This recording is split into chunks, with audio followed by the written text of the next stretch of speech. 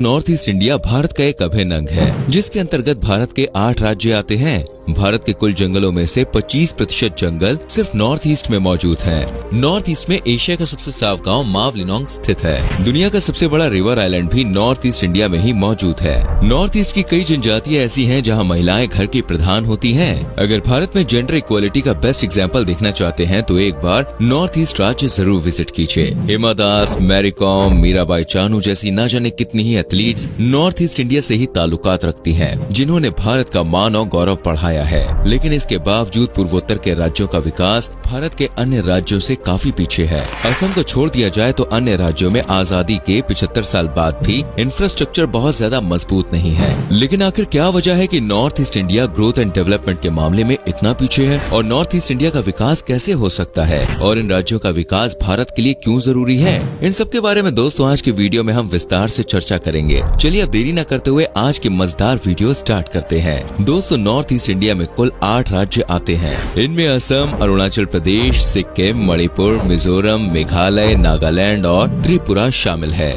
और इनमें से अगर सिक्किम राज्य को हटा दिया जाए तो अन्य 7 राज्य भारत के 7 सिस्टर्स कहलाते हैं। ये सभी राज्य मेनलैंड इंडिया से सिलीगुड़ी कॉरिडोर से जुड़े हुए हैं। चिकन नेक कॉरिडोर, जिसकी लंबाई सिर्फ 22 किलोमीटर है, वो मेनलैंड इंडिया को नॉर्थ ईस्ट इंडिया से कनेक्ट करने का काम करता है। ये सभी राज्य ईस्टर्न हिमालय की गोद में बसे हुए हैं, जहाँ पर भारत की जनसंख्या के कुल 3.7% लोग रहते हैं। नॉर्थ ईस्ट इंडिया के जरिए भारत अपने अंतर्राष्ट्रीय संबंध को मजबूत कर सकता है। पूर्वोत्तर के राज्य नेपाल, बांग्लादेश, चीन, भूटान और म्यांमार के साथ कुल 5182 किलोमीटर की सीमा साझा करते हैं। अगर एक स्ट्रैटेजी के तहत यहाँ पर विकास किया जाए तो इससे भारत की इकोनॉमी में मजबूती आएगी, और साथ ही पॉलिटिकल दृष्टि से भी ये भारत के लिए अच्छा होगा। अगर भारत को आत्मनिर्भर बनना है तो जल्दी से जल्दी 5 ट्रिलियन जीडीपी के आंकड़े को पार करना है, तो उसके लिए नॉर्थ ईस्ट का विकास जरूरी है। नॉर्थ ईस्ट इंडिया आने वाले समय में देश के ग्रोथ इंजन के रूप में काम कर सकता है। दोस्तों नॉर्थ ईस्ट इंडिया प्रकृति की गोद में बसा हुआ है। यहाँ पर एक रिच बायोडाइवर्सिटी देखने को मिलती है। आज देश में 1500 में से 800 एंडेंजर्ड फ्लोरल स्पीशीज इन 8 राज्यों में पाई जाती है। One horn rhino brow antlered deer का गढ़ है पूर्वोत्तर के राज्य। यहाँ पर 3600 से ज्यादा इंसेक्ट्स की प्रजातियाँ पाई जाती हैं। 236 प्रकार की मछलियों की प्रजातियाँ, 550 पक्षियों की प्रजातियाँ और 160 से ज्यादा स्तनधारी प्राणियों की संख्या नॉर्थ ईस्ट में मौजूद है। इतना सब होने के बावजूद भी नॉर्थ ईस्ट के राज्य भारत के अन्य राज्यों से पीछे हैं, जिसके कई प्रमुख कारण हैं, जैसे कि geographical factors, politics, social causes, historical reasons, economic reasons और लैक ऑफ इंफ्रास्ट्रक्चर डेवलपमेंट। जब भारत ब्रिटिशर्स के अधीन था तो नॉर्थ ईस्ट के राज्यों को सिर्फ नेचुरल रिसोर्सेज के लिए ही इस्तेमाल में लिया जाता था, यानी कि यहाँ के नेचुरल रिसोर्सेज को बेचकर ब्रिटिशर्स पैसा कमाना चाहते थे। इसके अलावा उन्हें इन राज्यों से कोई सरोकार नहीं था। इतिहास के पन्ने उठाकर देखा जाए तो भारत के जितने भी बड़े साम्राज्य हुए हैं, उन सभी में से नॉर्थ ईस्ट की ओर ज्यादा ध्यान नहीं दिया गया है, और मेनलैंड इंडिया पर ही सभी राजवंशों का फोकस रहा है। आजादी के बाद नॉर्थ ईस्ट इंडिया में विकास लाने के लिए सरकार ने इन राज्यों को स्टेटहुड का दर्जा देना शुरू किया। सन 1950 में असम को कॉन्स्टिट्यूशनल स्टेट घोषित किया गया। सन 1963 में नागालैंड को फॉर्मल स्टेट का दर्जा मिला। इसके बाद 1972 में मणिपुर, मेघालय और त्रिपुरा को स्टेटहुड का दर्जा सरकार ने दिया। 1975 में सिक्किम को और 1987 में मिजोरम और अरुणाचल प्रदेश को एक पूर्ण राज्य घोषित कर दिया गया। सरकार का मानना था कि पूर्ण राज्य का दर्जा मिलने से यहाँ के लीडर्स अपने अपने राज्यों में विकास की ओर ध्यान देंगे। यहाँ पर सोशल एक्टिविटीज को बढ़ावा मिलेगा और राज्यों में तेजी से तरक्की होगी, और इसका असर देखने को भी मिलता है। आज भारत के अन्य राज्यों के मुकाबले नॉर्थ ईस्ट के राज्यों का लिटरेसी रेट काफी बेहतर है। नॉर्थ ईस्ट इंडिया में कई 200 से ज्यादा एथनिक ग्रुप्स रहते हैं। यहाँ का डाइवर्स कल्चर, ट्रेडिशन, अलग अलग भाषाएं भारत के गौरव का प्रतीक है। नॉर्थ ईस्ट के राज्यों में बेहतर विकास के लिए सरकार ने आर्टिकल 371 के तहत इन राज्यों को कई विशेष अधिकार दिए हुए हैं। आर्टिकल 371A के तहत नागालैंड के रिलीजियस एंड सोशल कल्चर को प्रोटेक्ट किया गया है। साथ ही कस्टमरी लॉ के तहत इस राज्य के लोग और सरकार यहाँ के संसाधनों को अपने अनुसार इस्तेमाल कर सकते हैं। आर्टिकल 371C के तहत मणिपुर को, 371G के तहत मिजोरम को, 371F के तहत सिक्किम को और 371H के तहत अरुणाचल प्रदेश को इसी प्रकार के कई स्पेशल प्रोविजंस प्रोवाइड कराए हुए हैं। लेकिन इन सब प्रोविजंस का लाभ ये राज्य पूरी तरह से उठा नहीं पाते हैं। पूर्वोत्तर के सभी 8 राज्य मिलकर भारत की अर्थव्यवस्था में 3% का योगदान भी नहीं दे पाते हैं और जितना योगदान देते हैं उनमें से भी 2/3 योगदान सिर्फ असम राज्य का होता है। दरअसल दोस्तों, इन 8 राज्यों में लो इंडिपेंडेंट रेट का एक कारण यहाँ का जियोग्राफिकल कंडीशन भी है।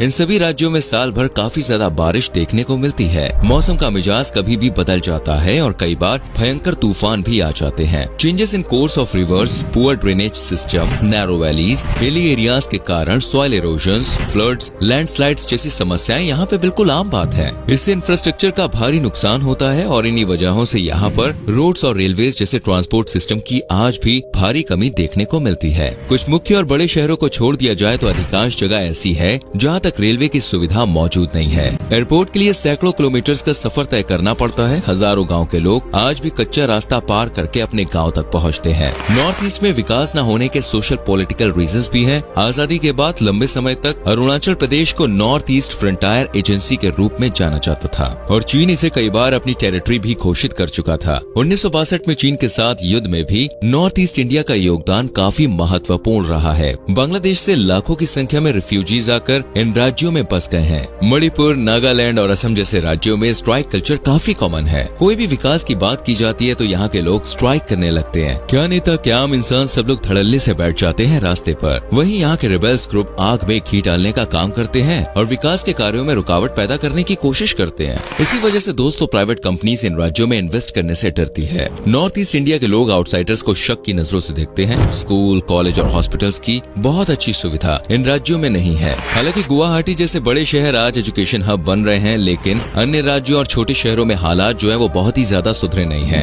इस कारण हर साल हजारों लोग नॉर्थ ईस्ट इंडिया से माइग्रेट कर मेनलैंड इंडिया आते हैं। यहाँ पर वो लोग अच्छी शिक्षा प्राप्त करने और रोजगार की तलाश में आते हैं। नॉर्थ ईस्ट की राज्य सरकारों के पास टैक्स के रूप में बहुत कम पैसा आता है। इंटरनल रिसोर्सेज का इस्तेमाल भी वो ठीक से नहीं कर पाते हैं और इसी वजह से केंद्र सरकार की ओर से मिलने वाली आर्थिक मदद के सहारे पर ही ये राज्य निर्भर रहते हैं। आज भी ज्यादा रूरल एरियाज में एग्रीकल्चर के ट्रेडिशनल मेथड्स का इस्तेमाल किया जाता है। इस वजह से एग्रीकल्चर की प्रोडक्टिविटी लो रहती है। Limited work season, fragile land, forest clearance and land acquisition जैसी समस्याएं भी यहाँ पर लगातार बढ़ रही हैं। हालांकि इन समस्याओं को दूर करने के लिए सरकार काफी मेहनत कर रही है। पिछले कुछ सालों के दौरान नॉर्थ ईस्ट के राज्यों में विकास की ओर काफी ध्यान दिया जा रहा है। सरकार कई योजनाएं, स्कीम्स और पॉलिसीज लेकर आ रही है। लुक ईस्ट पॉलिसी अभी तक की सबसे प्रमुख पॉलिसी मानी जाती है। साल 2001 में सरकार ने नॉर्थ ईस्ट के बेहतर विकास के लिए ministry of development of north east region की स्थापना की थी। इसके अलावा north eastern council, international fund for agricultural development के जरिए भी नॉर्थ ईस्ट में इंफ्रास्ट्रक्चर को मजबूत बनाने की कोशिश की जा रही है। पॉलिसी फोरम द्वारा इन राज्यों की समस्याओं को आइडेंटिफाई किया जा रहा है और उन्हें दूर करने की प्लानिंग की जा रही है। नॉर्थ ईस्ट में MSME सेक्टर के जरिए ग्रोथ और इक्वालिटी पर ध्यान दिया जा रहा है। कई रिपोर्ट्स में ये बात भी सामने आई है कि छोटे एंटरप्राइजेस मिलकर बड़ी कंपनियों से ज्यादा आउटपुट देते हैं और GDP में भी मजबूती प्रदान करते हैं। नेचुरल बैम्बू मिशन और स्किल डेवलपमेंट मिशन से हस्तशिल्प के कारीगरों को प्रोत्साहन मिल रहा है। साल 2018 में गुवाहाटी में सरकार ने ग्लोबल इन्वेस्टर समिट का आयोजन किया था। एक नियम के अनुसार सभी प्रमुख केंद्रीय मंत्रालयों को अपने बजट का 10% इस्तेमाल नॉर्थ ईस्ट के राज्य में करना होगा। पिछले 2 साल के भीतर 2000 किलोमीटर से ज्यादा सड़कों का निर्माण नॉर्थ ईस्ट में किया जा चुका है। 1 दर्जन से ज्यादा नेशनल हाईवे इन राज्यों में बनाए जा चुके हैं। ये काम जारी है। कुल मिलाकर 92,000 करोड़ के हाईवे प्रोजेक्ट पूरे हो चुके हैं और 1,20,000 करोड़ के प्रोजेक्ट पेंडिंग है। कई नए airports, power generation plants, bridges भी बनाए जा रहे हैं। North east water management authority के जरिए वाटर रिसोर्सेज को मैनेज करने की स्ट्रेटेजी बनाई जा रही है।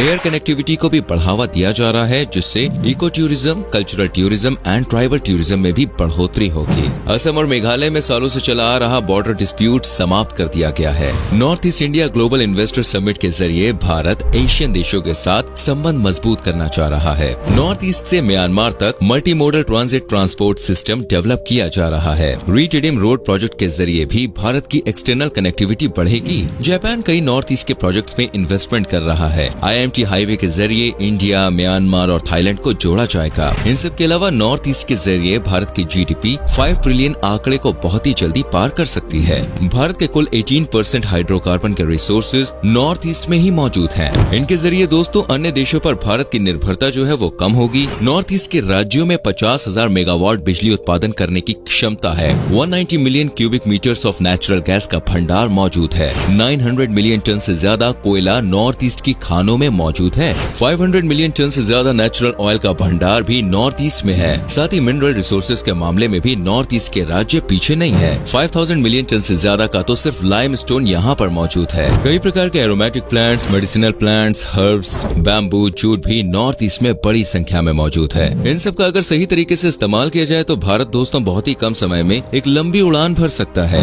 इससे सिर्फ नॉर्थ ईस्ट को ही नहीं बल्कि पूरे देश को फायदा मिलेगा। नॉर्थ ईस्ट के राज्यों के जरिए यदि भारत विदेशी व्यापार को बढ़ावा देता है तो यहाँ पर रोजगार के जो अवसर हैं वो भी पैदा होंगे। लेकिन दोस्तों ये सब देखिए इतना आसान नहीं है। आज भी मेनलैंड इंडिया के ना जाने कितने लोग और नेता हैं जो नॉर्थ ईस्ट इंडिया को मुख्य भारत का हिस्सा ही नहीं मानते हैं। वहाँ के लोगों के संग दोस्तों गलत बिहेवियर करते हैं। नॉर्थ ईस्ट के लोगों के साथ होने वाले रेसिज्म और डिस्क्रिमिनेशन को खत्म करना बहुत जरूरी है और साथ ही उन लोगों की सोच में भी बदलाव लाना होगा जो नॉर्थ ईस्ट को पिछड़ा हुआ समझते हैं। उन्हें लगता है कि ये राज्य भारत में किसी काम के नहीं है और इन्हें सिर्फ बोझ मानते हैं। लेकिन इन राज्यों की खासियत यहाँ के कल्चर, ट्रेडिशन, लोगों की काबिलियत और संसाधन देखने के बाद मुमकिन है कि नॉर्थ ईस्ट को देखने का जो लोगों का नजरिया है ना वो बदलेगा। दोस्तों ये है वो कारण जिसलिए नॉर्थ ईस्ट को डेवलपमेंट की सख्त जरूरत है। उम्मीद करते हैं कि आपको हमारी ये आज की वीडियो जरूर पसंद आई होगी। हमें नीचे आप कमेंट करके जरूर बताएं कि आज की वीडियो में सबसे अच्छी बात आपको कौन सी लगी। वीडियो को लाइक करें, शेयर करें।